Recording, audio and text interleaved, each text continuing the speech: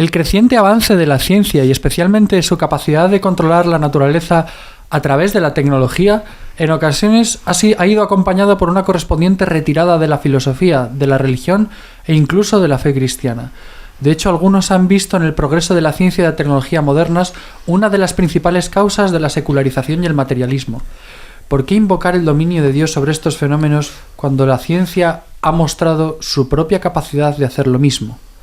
Ciertamente la Iglesia reconoce que el hombre, gracias a la ciencia y a la técnica, ha ampliado y continuamente amplía su dominio sobre toda la naturaleza, de manera que muchos bienes que esperaba antes, principalmente de fuerzas superiores, hoy se los obtiene ya con su propia habilidad. De una catequesis del Papa Benedicto XVI a la Asamblea Plenaria de la Academia Pontificia de las Ciencias el 6 de noviembre de 2006. Bienvenidos al Club Dalroy. Está aquí conmigo Javier Rubio, como siempre, el hijo que Santo Tomás de Aquino nunca tuvo. Y conmigo está también, no podía faltar, Santi Ubel, nuestro capitán Dalroy.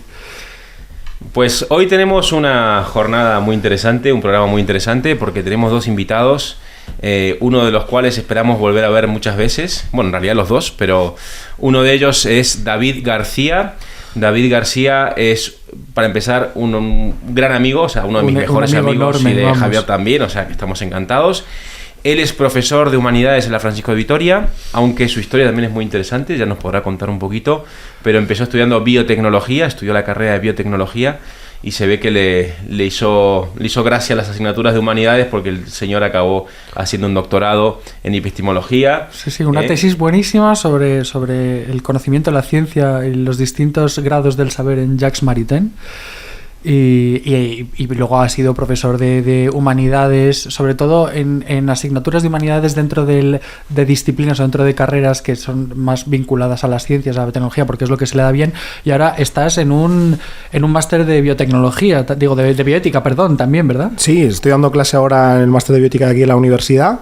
Y nada, la verdad que estoy encantado de estar aquí con vosotros entre amigos, que es siempre un placer. Pero sí. Y David va a ser quien nos va a presentar y que va a empezar la conversación con nuestro otro invitado, que es Daniel Marcos Corchado. Así que nada, veréis que son dos amigos que conocen muy bien la ciencia.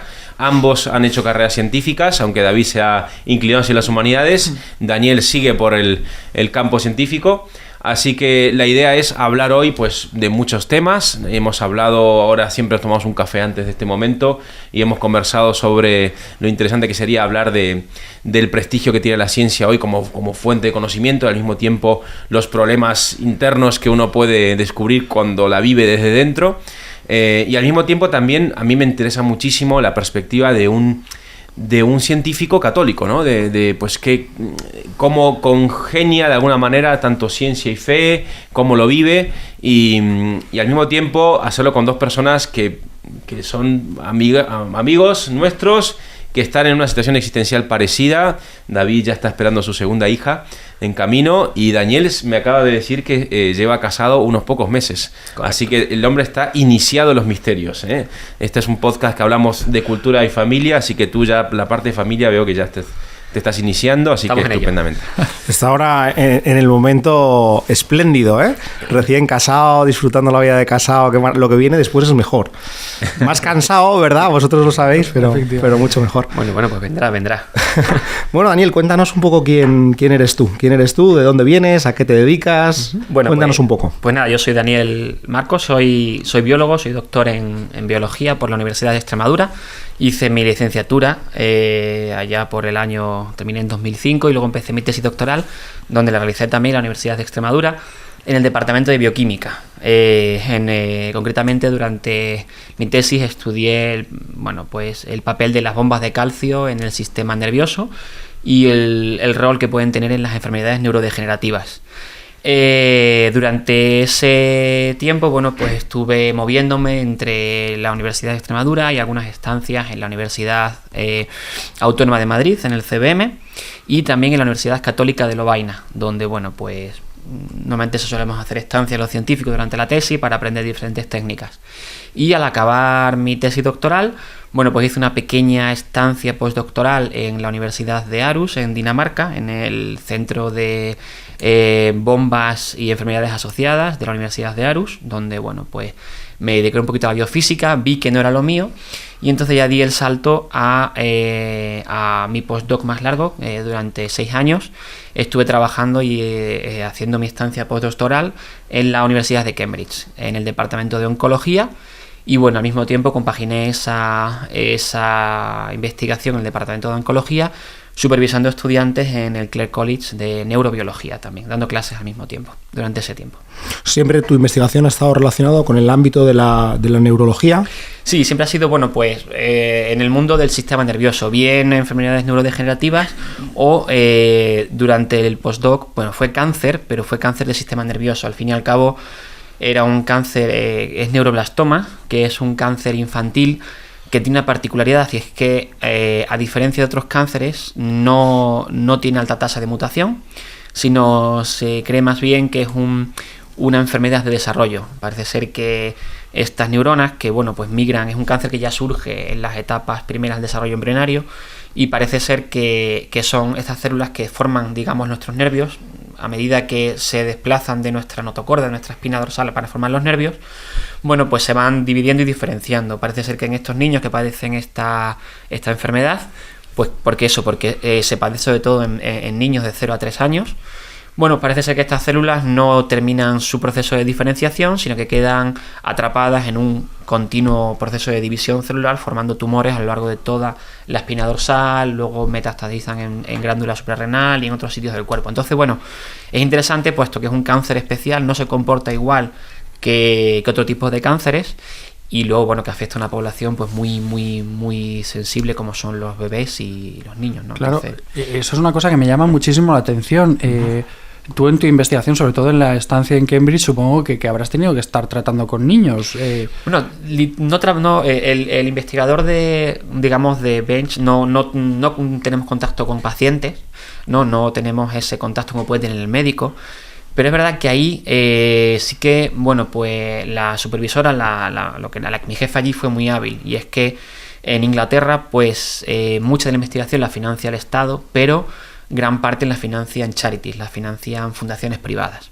Entonces, una experiencia personal que tuve que a mí me ayudó muchísimo a la hora de orientar la investigación, sobre todo a la hora de cómo trabajar en el laboratorio, pues fue la experiencia que tuve a la hora de, bueno, pues mi supervisora, bueno, pues un día trajo al laboratorio a los padres que financiaban nuestra investigación. Nosotros, el grupo de neuroblastoma, una parte de la financiación venía de la Fundación Nacional de Neuroblastoma, que se la componen padres de niños que o bien tienen la enfermedad o bien que han fallecido y bueno, pues se han dedicado a recaudar fondos para ello. Entonces, yo recuerdo ese día, estábamos trabajando en el bench, y bueno, pues el hecho de ver pasar a los familiares y poner el rostro a la gente que, bueno, que te financiaba la investigación, pero sobre todo poner el rostro a la gente que ponía sus esperanzas en ti, ¿no? Aunque, bueno, ellos eran conscientes que éramos investigadores básicos, que nuestra investigación no era clínica, o sea, no iba a dar lugar a un medicamento, pero sabían que lo que estábamos haciendo podía dar en unos años resultados. Para mí cambió radicalmente la forma de trabajar. O sea, el hecho de yo ponerle cara a esos padres y decir, oye, que es que el dinero que viene cada año a este laboratorio tiene una cara, tiene unos nombres, unos apellidos y unas esperanzas, hacía que cada hora en el laboratorio, cada experimento que hiciese, poner el máximo cuidado. Porque, claro, o sea, mira, que el experimento no saliese pues porque no tenía que salir, porque ese día, bueno, porque el resultado no estaba de acuerdo a la hipótesis, pero que no saliese porque ese día estabas desganado, porque ese día no habías puesto todo el cuidado posible, a mí eso me hizo cambiar. Y hizo que al menos, o sea, esa parte, ponerle una especial atención a aquello con lo que trabajaba. O sea, eso para mí cambió radicalmente, fue un punto de inflexión en la forma de trabajar con estas muestras o con esta línea. O sea, fue radical. El riesgo de despersonalizar al final, ¿no?, en ciencias experimentales es alto, ¿no? Porque el trabajo con el paciente se encuentra muy lejos de la actividad del científico en el laboratorio, ¿no? Pero yo me preguntaba, O sea, o pensaba, qué presión también, ¿no? O sea, de repente el poner el rostro, ¿no? A aquel que deposita sus esperanzas en ti, ¿no?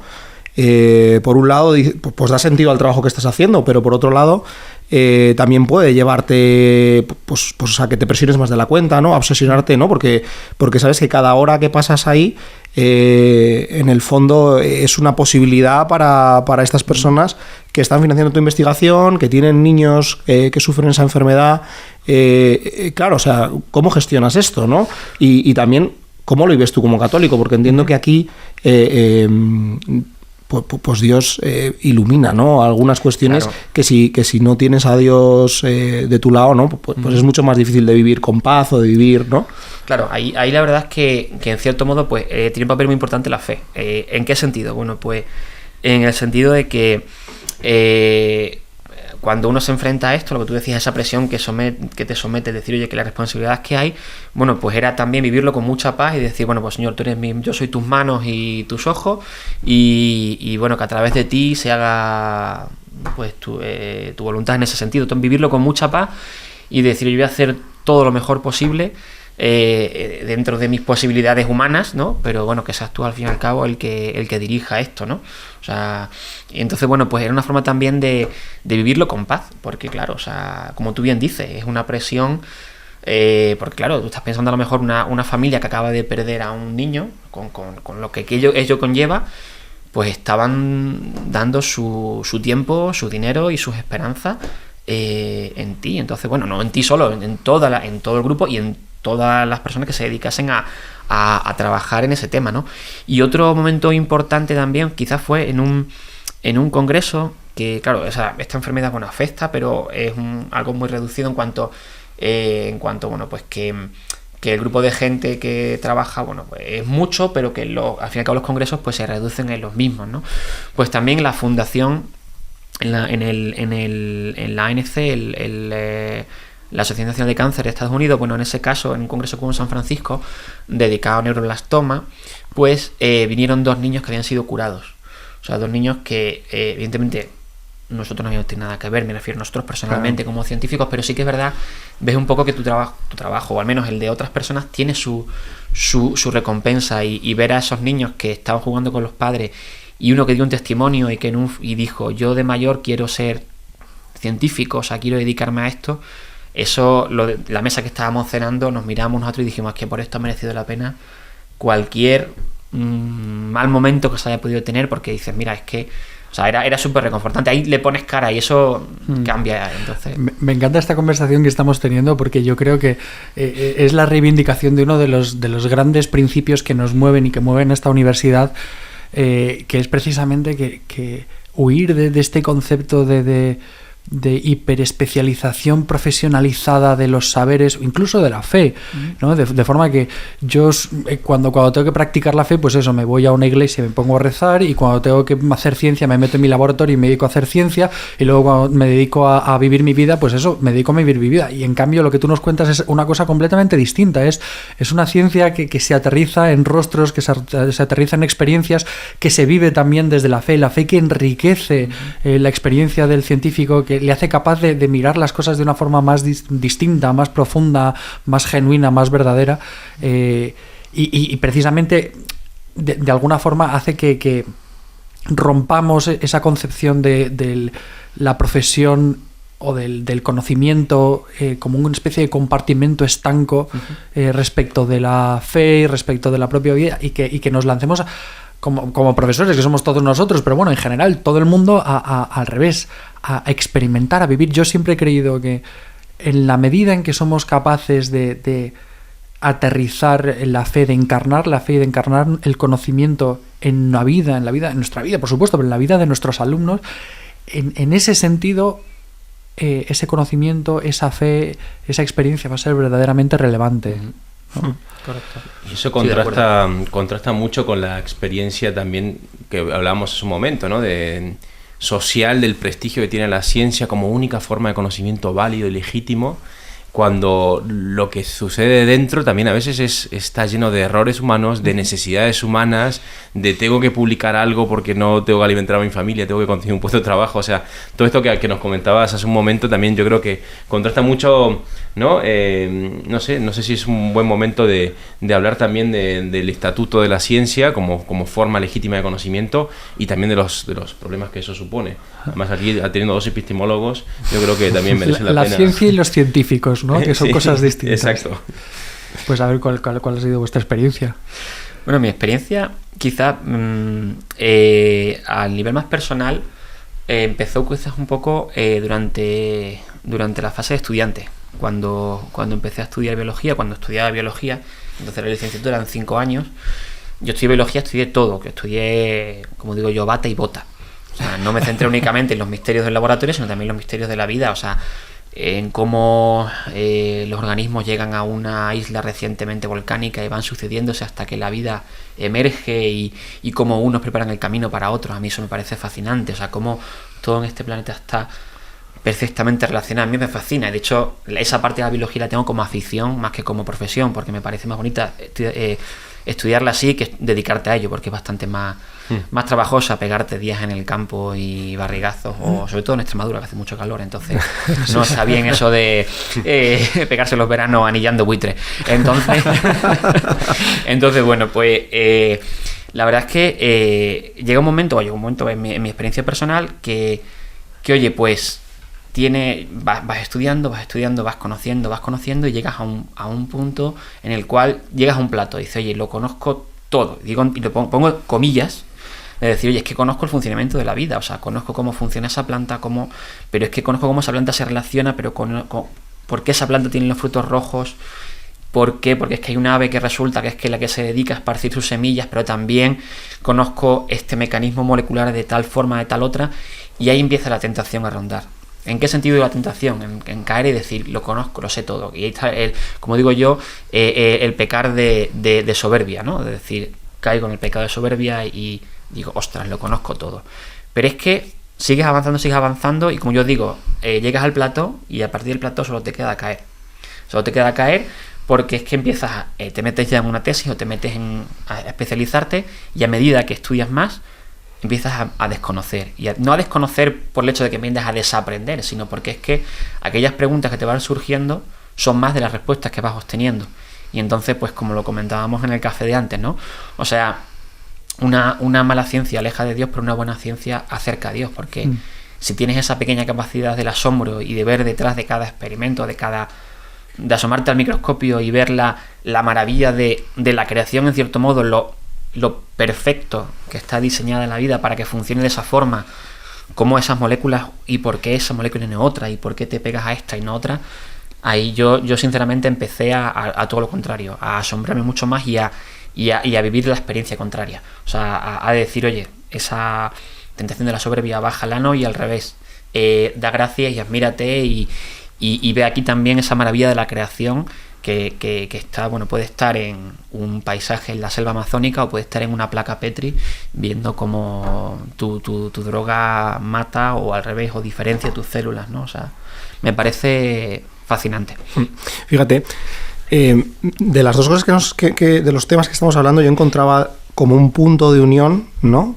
Que es el reconocer la vida como un don.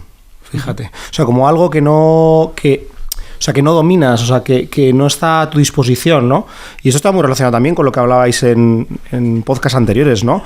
Sobre la paternidad, ¿no? Pues cuando yo reconozco que mi hijo es un don, es algo que me es dado, ¿no? De repente, aunque hay una cierta necesidad como de control, ¿no? Y de posesión en cierto sentido, en tanto que, pues, educador de tus hijos, no te queda otra, ¿no? Que administrar, ¿no? Eso que se te da, ¿no? Del mejor modo posible. Y la tentación está siempre, ¿no? La tentación del control, de tener, ¿no? Y de repente como hay una mirada que es liberadora, ¿no? Cuando de repente eres capaz de reconocer que eso te ha sido dado, ¿no? Entonces, claro, cuando tú no eres dueño de la vida, ¿no? Es una preciosidad, porque entonces la presión que tienes por salvar al enfermo que tienes delante, ¿no? Y ofrecer una cura a esos niños desaparece, porque tú no eres más que un administrador y además surge el sentimiento de la humildad. Pues soy un pobre administrador. O sea, es que me da hasta donde me da, ¿no? Y fíjate, yo creo que eso libera. Y yo no sé si es antes el huevo o la gallina, ¿entendedme? O sea, no sé si uno tiene esa mirada y ve la realidad así, o es que hay experiencias como las que nos estás contando que te obligan, más allá de que tú quieras mirar la realidad como eso que domino y controlo, te obligan a salir de ahí y reconocer tu límite, ¿no? Y reconocer el misterio de lo que tienes delante y dar gracias por lo que te has dado y decir, oye, ¿no? Y a la vez de ese sentimiento de humildad surge la responsabilidad de decir, es que esto me ha sido dado a mí y entonces me toca a mí responder, ¿no? Ante esto que me está siendo dado, ¿no? Entonces, la analogía me surgía porque justo venía en el coche escuchando vuestro último podcast, ¿no? Y me acordaba de esto, ¿no? De lo que hablabais con Bea. Nuestro último podcast. Que tenéis toda la razón, pero en este mismo sentido a mí me resulta, por otro lado, admirable que luego te encuentras con científicos y grandes científicos que no solamente no se dejan de alguna forma arrastrar por este sentimiento de maravilla y por esta lógica del don, sino que todo lo contrario. Es más, refuerzan una postura atea, beligerantemente atea, que esto es algo muy característico de la ciencia muy reciente, que antes no se daba. Antes los científicos pues eran creyentes o no eran creyentes, pero pasaban un poco del tema. Ahora nos encontramos con científicos que son beligerantemente ateos y hasta el punto de, y aquí con perdón, porque yo siento como especialista también en epistemología una profundísima admiración por la ciencia y los científicos, pero también he visto el espectáculo, a veces un poco bochornoso, de científicos con renombre o que al menos han sabido hacerse un cierto nombre en este escenario social y público, hablar de temas de filosofía con una absoluta ineptitud. Pero con una absoluta falta de dominio y una falta de... Y sentando cátedra, porque claro, hablan desde este trono de la ciencia como si pudieran desde ahí hablar de cualquier cosa, de cualquier tema, con la misma solvencia con la que investigan en sus distintas disciplinas de biología, de física o de lo que sea. Entonces, ¿cómo puede darse esta circunstancia? ¿O a qué se debe, según vosotros, esta circunstancia? Pues sinceramente no lo sé. O sea, no lo he vivido, o sea, esa parte, con lo cual no sabría decirte. También hemos dicho antes que es que la fe al fin y al cabo es un don, ¿no? Que se recibe y que, bueno, pues no lo sé si son heridas personales y de algún tipo que llevan a eso y por tanto refugio y esta es la parte de controlo o sentirse a lo mejor que si abro esa puerta me voy a sentir interpelado en alguna parte de mi vida que no quiero. No lo sé, por eso hay tantas historias como personas y como testimonios. Claro. Entonces no sabría decirte, ¿no? Pero una de las razones es esa, ¿no? Es decir, que la fe es algo que es un don que se recibe y oye, pues a lo mejor pues no todo. Sí, pero también hay un tema de voluntad que habéis sacado vosotros hace un momento. Yo escuchándolos a los dos estaba fascinado también de esta conversación, ¿no? De esa mirada de dominio que la que uno puede recaer ante la realidad, de quiero controlar, quiero dominar. Y esa otra mirada de reverencia que a ti te venía, Daniel, de ir abriendo el campo de la biología y ir fascinándote y admirándote, y te hacía hacer una especie de movimiento de reverencia hacia todo eso que te lleva a querer conocer más, porque también el conocimiento y el amor van de la mano, ¿no? Entonces hay una actitud que puede ser también de una forma igual que tiene que ver con lo que ha dicho Javier antes, que es ese aislar, ¿no? Y separar los campos y vivir el conocimiento de una forma parcial o desvinculada ¿no? sin una integración de todo lo humano, ¿no? en el acto del conocimiento. Sí, como una pura profesión, como un oficio. Sí, o sea, vale, pues ahora solamente aplico esta metodología, no sé cuánto, y lo separo, lo aíslo del resto de mi vida, ¿no? De mis convicciones éticas, de mis convicciones religiosas. Porque ¿cuál era el clima en Cambridge? Entre tus colegas, el clima de religiosidad o de fe o de... Pues es una comunidad bastante abierta, quiero decir. O sea, el hecho de hecho, bueno, la fundación de la universidad se dio en torno a capillas, bueno, digamos, como aquí, a escuelas catedralicias, pues hay algo parecido. Entonces estaba muy, muy encarnado el hecho de que porque la universidad es una universidad federada, me explico.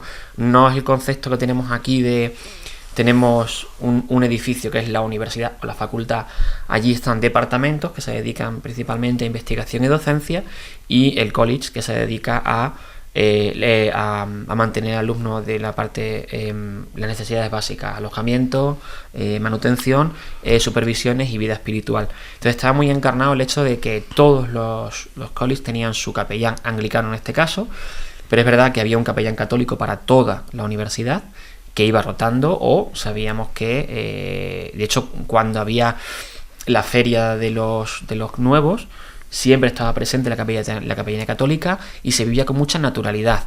Es verdad que, porque no sé, está un poco en la forma de ser de los estudiantes que van allí.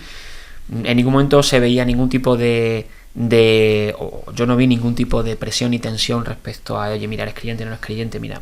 O también un poco en la cultura del inglés, en el sentido de decir, mira, esta es mi vida, si tú no te metes aquí, yo no meto en la tuya, y como puedes hacer lo que quieras, ¿no? Tenía un poco también, se lleva a esos niveles. Pero era un ambiente en el que, pues se compartía mucho y se interrogaban, es decir, había, muchos momentos de compartir, anglicanos, católicos, momentos de también que nos une más que lo que nos separa. Entonces, era algo muy normal, o sea, se veía muy normal el hecho de que, pues los estudiantes tuviesen su acompañamiento pastoral en la voy a decir la religión, en la parte que fuese, anglicana, católica, u otras religiones, pero no había acompañamiento en ese sentido, y se veía como algo muy normal. Y luego, pues, un ambiente también que cuestionaba bastante, o sea, había muchísima charla, encuentro, en el cual juntaban profesionales de diferentes ambientes y los confrontaban, más que enfrentaban, confrontaban y se confrontaban ideas, pero de una forma muy natural, es decir, oye, vamos a hablar de esto como el que... Y era muy normal encontrarte a lo mejor, pues... yo veía mucho, sobre todo, la parte de curiosidad. O sea, a lo mejor venía un economista que no tenía ni idea sobre cáncer y el tío se sentaba a tu lado y te machacaba preguntas porque había esa cultura de la curiosidad. Entonces eso me llamaba bastante, ¿no? Y en el tema de fe, pues yo siempre vi respeto y oye, quien quisiera tenía la opción de vivirla. Es verdad, no en todos los colleges como tal, pero sí que había su capellanía católica y una vez al mes se celebraba, porque la iglesia de la universidad era eminentemente anglicana, pero no recuerdo en qué fechas se podían ambos credos lo compartían, igual que se celebraba el rito anglicano, pues se celebraba el rito católico, ¿no? Entonces, pero estaba muy ligada a ello. De hecho, las primeras graduaciones se celebraban en la iglesia, no se celebraban fuera, estaba muy imbricado a la historia de la universidad en ese sentido. Sí, tenemos que dedicar algún podcast alguna vez a hablar de las universidades inglesas de Oxford y Cambridge, porque son un mundo más fascinante. Son muy fascinantes. Sí, se llama el sistema Oxbridge, son las únicas en el mundo ya que mantienen esa forma de vivir y de hacer las cosas. Peculiar. Sí. Pero bueno, no sé si queréis que avancemos, pasamos a otro punto de los que habíamos considerado. Hemos hablado también antes, mientras tomamos un café, sobre la ciencia como ese afán de seguridad y de control, y en este sentido también como la posibilidad de caer en ciertos prejuicios, en ciertas... El ser científico no es una tarea fácil, eso está claro, ¿no? Y de hecho yo creo que tú nos contabas la inmensa cantidad de dificultades con las que se encuentra un científico hoy en día en España, un investigador que se quiera dedicar a esto, el joven que nos pueda estar escuchando, que nos pueda escuchar, que tenga la inquietud de dedicarse a la ciencia. ¿Cuál ha sido tu experiencia en este sentido y qué recomiendas tú para no caer en las tentaciones en las que vemos a veces en las noticias de amaños de artículos, de investigaciones que no están bien dirigidas a veces por falta de financiación, o a veces por falta de interés o por intereses espurios, en esas aguas procelosas, a veces un poco mareantes de la ciencia en el día a día? ¿Cuál ha sido tu experiencia y qué consejos nos podrías dar? Bueno, yo creo también que son los casos, quiero creer que son los mínimos en ese sentido, porque claro, si no... pero es verdad que resuenan mucho cuando salen ese tipo de casos, ¿no? Porque es verdad que se suelen dar pues no sé por qué motivo, si es alguien que se quiere vengar de alguien y se dedica a hacer la vida imposible, pero se dan, y quiero creer que son los menos. A los chicos les diría que es una profesión fascinante, que se quiera dedicar, que se dedique a ello, pero bueno, pues que también que tenga claro que es una profesión que requiere, bueno, pues sobre todo tener muy claro ciertos sacrificios, entre comillas, o sea, no es algo inmediato en el cual, como otro tipo de disciplinas en las cuales van a terminar y van a salir al mercado laboral, ¿no? Desgraciadamente, nuestro país no es un país que tenga una gran red de, por ejemplo, empresas biofarmas o biotecnológicas grande, o sea, sí que las hay, pero a lo mejor el mercado no está preparado para asumir el volumen tan grande de gente que sale en este aspecto, ¿no?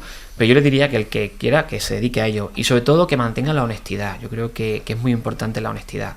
Primero consigo mismo y segundo pues con lo que hace, porque es que en este mundo la verdad si, como digo, te pillan en un renuncio de ese tipo estás acabado. O sea, pues por un casual resulta que, oye, presiones X y te pillan, quiero decir que, oye, que puede pasar, ¿no? O sea, pues estás acabado, porque básicamente tu carrera científica está acabada, no tienes credibilidad. Entonces, pero sobre todo eso, mantener la honestidad, vivirlo también con mucha paz, a la hora de decir, bueno, mira, oye, también poner, para aquellos que sean creyentes, poner a Dios en el centro y su fe en el centro y decir, bueno, Dios, tú sabes más que yo, con lo cual, adelante, yo sigo trabajando, como decía un sacerdote amigo mío, dice, siempre para adelante, dice, para atrás ni para coger impulso.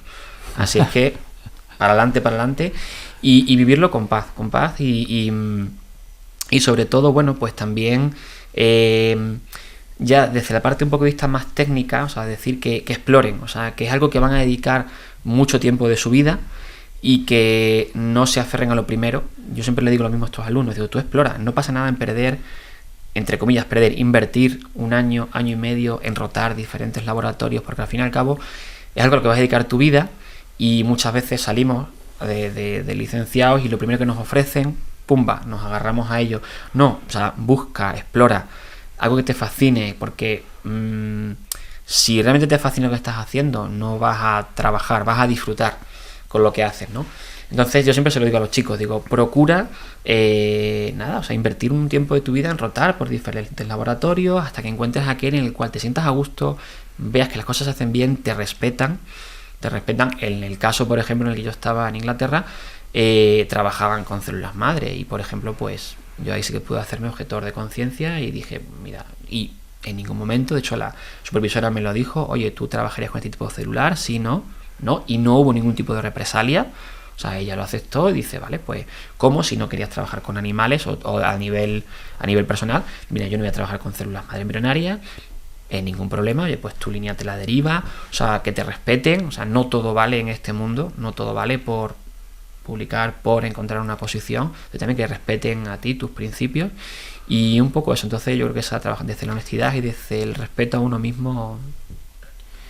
Yo, Daniel, escuchándote hace un momento cuando estabas encendido hablándonos del ecosistema y de las relaciones entre los seres vivos y las cosas y tal, estaba fascinado escuchándote, ¿no? Y entonces pensaba también en tu vocación, en cómo se despierta esa vocación por querer indagar más en el mundo de la vida, en la biología, y también pensando mucho en mis hijos. O sea, yo tengo una hija de 7 años que a veces me voy a dar paseos por el campo con ella, ahí en el pueblo, y me pregunta los nombres de esta flor, de esta planta. Yo no tengo ni idea, digo, me tengo que empezar a nutrir de fauna y flora local porque veo una inquietud en ella y un asombro y unas ganas de adentrarse, y me parece que es una oportunidad maravillosa para presentarle esta casa común de la creación y en el fondo nada, animarla. Entonces tengo 2 preguntas. Una sería consejos para los hijos, para despertar en los hijos este amor, y al mismo tiempo también que nos cuentes un poco cómo despierta tu vocación.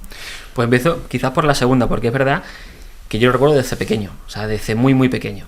O sea, el tema de... También es verdad que he tenido unos padres que siempre me han potenciado esto en el sentido respetado y yo siempre lo digo. O sea, en el caso de mi padre, yo siempre digo una persona que es...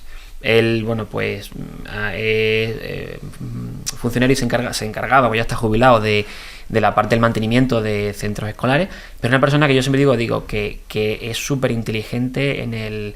que él si hubiese sido ingeniero, hubiese sido un inventor, porque es verdad que era capaz como yo digo, con las herramientas que él tenía hasta el momento, el poco conocimiento que él quiso tener, porque es verdad que él se dedicó, bueno, pues a una oposición y luego a trabajar eso, pero mi padre ha hecho barcas con sus manos sin saber de ingeniería, han flotado y han navegado. O sea, pues eso también mi padre me lo potenciaba y yo, pues si llegaba a Reyes y decía, pues yo este año le quiero pedir a los Reyes un telescopio, pues el telescopio venía, ¿no? Y eso de salir al campo y mirar las estrellas, yo desde pequeñito, yo recuerdo que con 7 años tuve un microscopio, semi de juguete, ¿no? Pero que te abría un mundo diferente, y siempre son mis padres me lo han... O sea, ellos no son científicos, ellos no han sido hombres de ciencia, pero es verdad que siempre lo han respetado y han potenciado en la medida que han podido. O sea, decir, si es lo que te gusta, y incluso cuando escuchaban voces de fuera, decir, ay, ¿cómo va a estudiar tu hijo biología? Si es que ahí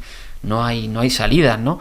Oye, pues en ningún momento dijeron, hijo, no estudies esto, que esto no tiene salidas, al revés, vieron que era mi pasión.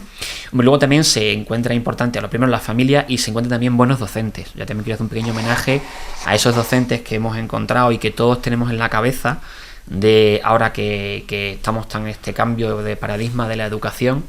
Pero ese docente que entrabas en clase y te quedabas así con la boca abierta, decía, si es que me está hablando de algo, dice, y es que yo lo estaría escuchando durante horas, porque es que me está fascinando, y a lo mejor me está contando simplemente origen de lo que fuese, origen del universo, o sea, el funcionamiento de lo que fuese, y yo me quedaba, y eso está en la persona, o sea, guiándote a través de ese asombro.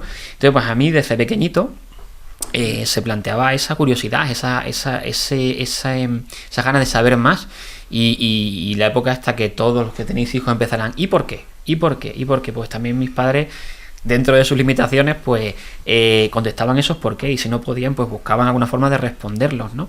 Entonces, tú lo acabas de decir, dices, me tengo que formar en flora y fauna, porque esos porqués van a venir, y bueno, pues hoy en día hay mucho material, hay mucho, o sea, siempre, o sea, yo recuerdo el hecho de decir, pues libros concretos, a lo mejor amigos de mis padres, pues si decía, pues mira este libro tal que le va a gustar, que es relacionado. Yo recuerdo una enciclopedia juvenil muy pequeña cuando era chico, se llamaba Mega, que eran 3 tomos y se dedicaban a eso, a ciencia, historia, tal, pero la parte de ciencia me fascinaba porque era como que pequeños experimentos, pequeñas formas. Entonces, bueno, potenciar siempre eso, y eso ha estado toda mi vida, y es que ha formado parte de mí. Es que yo no recuerdo, o sea, me recuerdo desde pequeño, o sea, que yo prefería jugar con el microscopio y estas cosas antes que irme a pegar patas a un balón.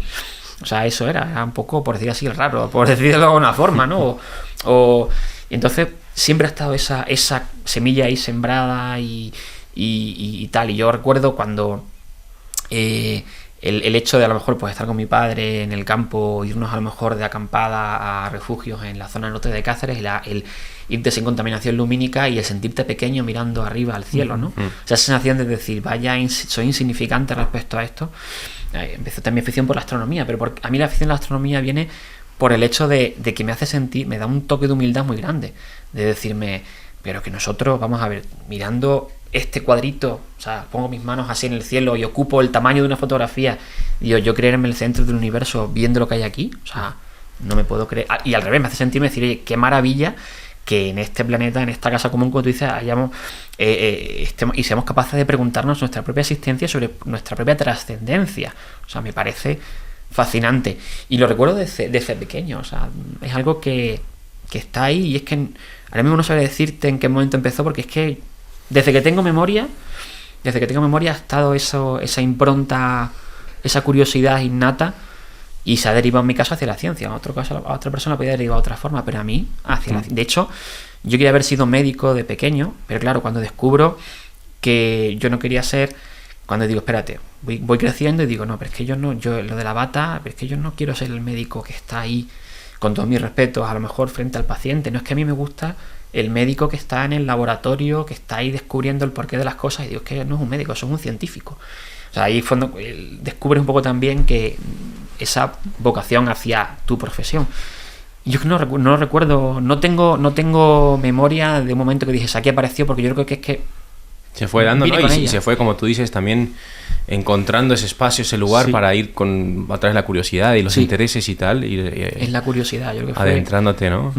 me llamaba eso, sobre todo yo siempre me preguntaba el porqué de las cosas. A mí me parece una forma de catequesis bestial sacar a los niños al campo a buscar bichos, ¿eh? Sí, fíjate. Es que es una maravilla. Sí, a mí escucharte lo que me inspira también es un poco de pena, porque ahora vivimos en ciudades en las que ya no se ven las estrellas, no sabemos los nombres de las estrellas, no sabemos los nombres de las plantas. Mi padre, esa es otra característica que me has hecho, es una cosa que me has hecho recordar, que cuando íbamos a dar paseos por el campo de vacaciones ahí en el norte, en Cantabria, a mi padre siempre enseñándonos los nombres de los árboles y de las plantas, y luego cuando mi padre, que es cazador y que tiene mirada de cazador, de pronto, ¿no? Mira el corzo ahí en la montaña y tal, y nosotros ahí buscando entre las piedras y claro, qué pena que se pierda esta cultura, qué pena que nuestra juventud, pues eso, no tenga esta posibilidad, porque en el fondo es un regalo, es una posibilidad. Sí, es un regalo.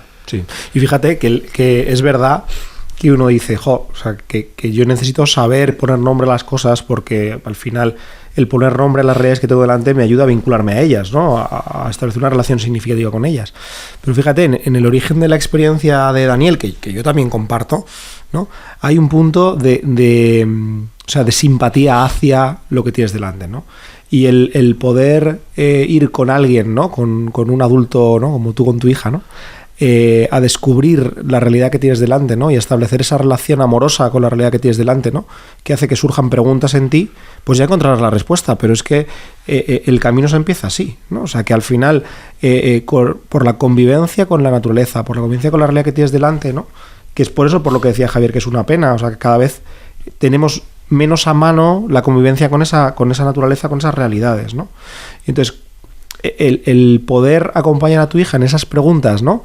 Y ayudar a profundizar en esas preguntas. Yo, gracias a Dios, en la carrera tuve profesores muy buenos, ¿no? Estudié aquí, no es promoción de la universidad, pero yo tuve profesores que se llevaban las preguntas hasta las últimas consecuencias, ¿no? Y yo todavía me acuerdo de preguntarle a mi profesor de genética, a Javier Sierra, ¿no?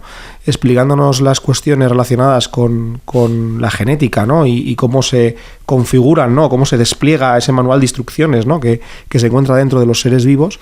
Yo me acuerdo hacerle preguntas sobre el origen de la vida, ¿no? Y él me contestó, ¿no? Con sencillez, ¿no?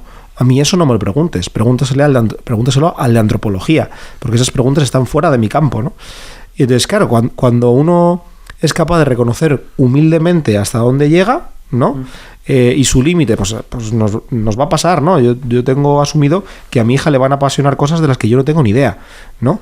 Y que la tendré que acompañar en el descubrimiento de eso, pero que me va a dejar pequeño, rápido, ¿no? Porque ella tiene una inquietud y un deseo por saber, porque le interpela personalmente, que yo no voy a tener, ¿no?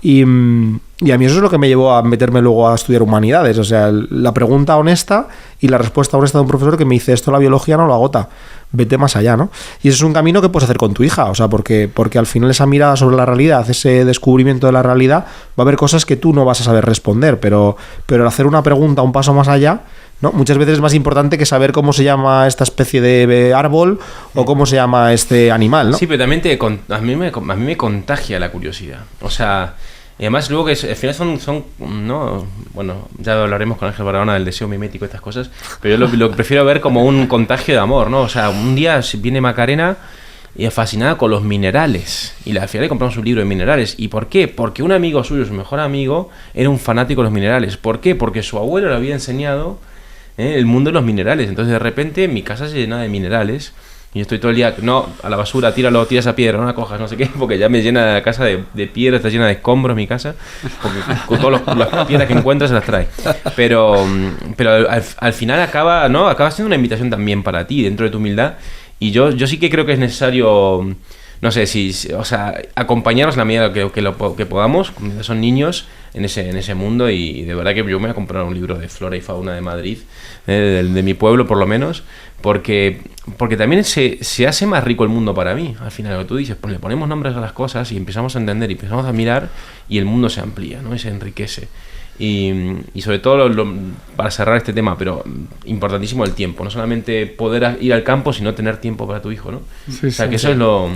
Sí, sí. Lo fundamental. Aquí la paternidad como impulsora de la ciencia es un elemento que me está encantando. Pero también emerge aquí otra cosa, y es la necesidad de que surja el maestro, ¿no? Como esa figura que te inspira porque sabe, pero sobre todo porque te sabe enseñar y te sabe dirigir por el camino correcto para que luego tú lo sepas andar. Y que ahí pues muchas veces ya no es el propio padre, porque pues eso, a lo mejor mi padre de filosofía pues no sabe nada, ¿no? Pero mi padre pues ha sabido enriquecer mi curiosidad, me ha sabido dirigir para que luego yo buscase los maestros que tomaran ese testigo y acompañaran, ¿no? No sé si tú has tenido esta experiencia a lo largo de tu recorrido de haber contado con estas figuras de maestro. Sí, también, sí, también. Sí, yo recuerdo, bueno, pues aparte de eso, empezando por la familia y padres, ¿no?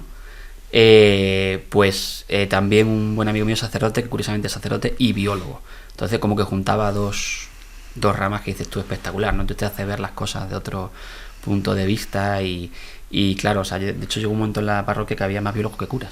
Entonces yo creo que también se generó ahí un ambiente interesante en el que hasta el propio cura era biólogo. Entonces un ambiente muy interesante de debatir y tal. Pero sí que es verdad, la figura esa del maestro, de alguien que, bueno, pues también un profesor de bachillerato, que es el que hablaba antes durante el testimonio un poquito de esa persona que bueno, varios profesores, no solo el de bachillerato, sino también los profesores a lo largo de ciencias naturales han sido gente que desde el profesor, yo recuerdo también, ahora mismo me viene a la cabeza, pues incluso en la propia GB, o sea, que yo recuerdo cuando llevaba la clase de ciencias naturales, para mí era como abrir la ventana de la clase y que entrase un soplo de aire fresco y hoy viene ciencias naturales, y es que el profesor te mantenía ahí y era o sea, no sé, era algo curioso. Y sí que esa figura no del profesor, pero del maestro, porque sí que trascendía la figura más allá de la mera clase, sino que lo que hablamos propiamente como maestro, sí que ha estado presente a lo largo de todo y durante la carrera exactamente igual. Siempre encontrabas algún profesor que hacía de maestro, que decía, esta persona yo de mayor quiero ser como tú, ¿no? O sea, quiero encandilar de esa forma, o sea, transmitir como tú transmites, porque hay algo que te fascina dentro y que te revuelve. Sí, sí. Y me encanta lo que dices del sacerdote biólogo. Sí, ¿no? sí. Eso lo hemos perdido un poco, pero hubo una época en la que la ciencia, muchos de los grandes científicos eran curas, eran sacerdotes, y que incluso la Iglesia ha hecho un esfuerzo enorme a lo largo de su historia por promover el desarrollo de las ciencias, sí. ¿no? Que a veces hoy parecen que son mundos tan separados entre sí, y sin embargo, al revés, yo creo que tienen una deuda mutua entre ambos preciosa y una historia de verdadera historia de amor secular que a veces se nos olvida, pero qué interesante.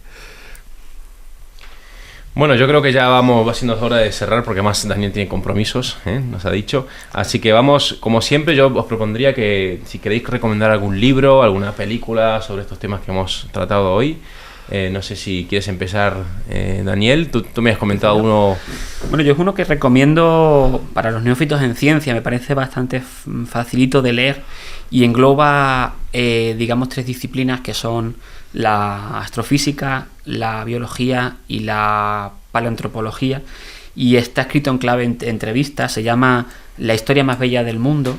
Es de varios autores, pero el principal es Dominique Simonet, de la editorial Anagrama. Y bueno, pues está dividido como en 3 actos, como un teatro, y una entrevista de este periodista que entrevista a un astrofísico, a un biólogo y a un antropólogo sobre el origen del universo, de la vida y del hombre, ¿no? Entonces, para aquellas personas que se quieran introducir en el mundo de la ciencia de una forma amena, sencilla, porque es un libro, se lee muy bien, es muy finito, o sea, aquellos que no les guste mucho leer o que no, bueno, pues yo creo que puede ser interesante. Y además hace una reflexión muy bonita sobre la historia del hombre en este planeta, ¿no? Resume la historia del mundo en 24 horas y cómo el hombre, que nos creemos aquí dueños, señores y que bueno, pues surgimos en la última milésima de segundo, ¿no? Y la liamos. Entonces, bueno, pues también te da esa sensación de humildad y de decir, oye, esta casa común. Es muy bonita esa reflexión que hace el astrofísico en uno de los capítulos. Entonces yo lo recomiendo a los chicos y le leo precisamente ese párrafo al empezar el curso, porque me parece guay para introducirse en esta parte de ciencia y el asombro hacia esta creación. Yo voy a recomendar Traía uno pensado, pero por donde han ido los derroteros de la conversación me lleva a otra recomendación, que es El sentido del asombro de Rachel Carson, que no sé si lo habéis leído o lo conocéis, que además está traducido por María Ángeles Martín, que ojalá podamos invitarla algún día a hablar sobre cuestiones de ecología, que la verdad que es una maravilla escucharla. Y la verdad que es un libro que justo tiene que ver con lo último que hablábamos, ¿no? Con la importancia del maestro, el asombro ante la naturaleza, ¿no? Y la importancia de ser acompañado en el descubrimiento de las preguntas y cómo el niño te contagia esa mirada fresca y nueva sobre la realidad que te llena la vida de luz, ¿no? O sea, al final como la belleza de la realidad mirada con esos ojos te rescata y te salva, ¿no? Que en realidad es una maravilla de libro. Es un libro súper finito, la verdad, te lo lees en una sentada, 1 hora, 45 minutos que tengas, te lo lees y la verdad que es una experiencia preciosa, ¿no? De esa relación discipular, ¿no? Rachel Carson sale creo que es un sobrino suyo, a descubrir la naturaleza, ¿no? Y la verdad que me parece un libro que debería estar en todas las bibliotecas, la verdad, sobre todo para aquellos que nos dedicamos a educar a otros, ¿no? Y que tenemos eso como vocación y tarea. Pues yo voy a proponer La curiosidad penúltima. Es un libro escrito por 2 profesores de Oxford.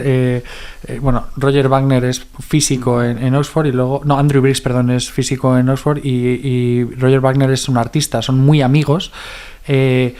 Andrew Briggs, después de haber sido incluso nominado a Premio Nobel, ha estudiado teología, entonces él tenía mucha esta preocupación sobre una ciencia reducida, una ciencia que no se considerara a sí misma como más que puro método, cuando al revés, la ciencia debe conducir a algo más grande, algo más amplio.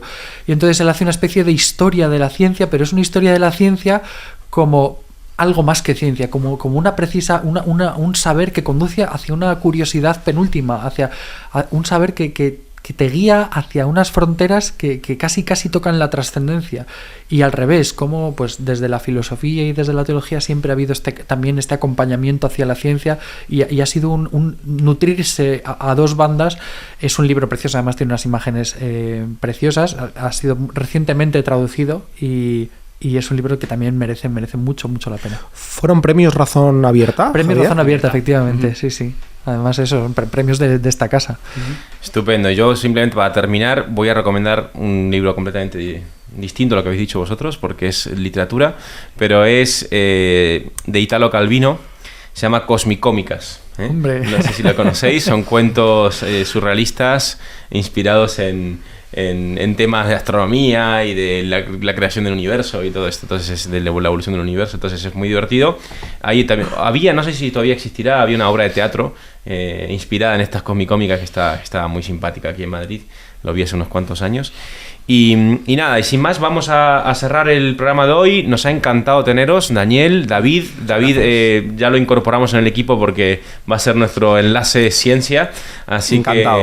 Que volveremos a verlo, y a Daniel yo creo que ha sido tan interesante que te vamos a volver a invitar. Nos veremos muchas veces. Así que nada, muchísimas gracias a todos. Muchas gracias.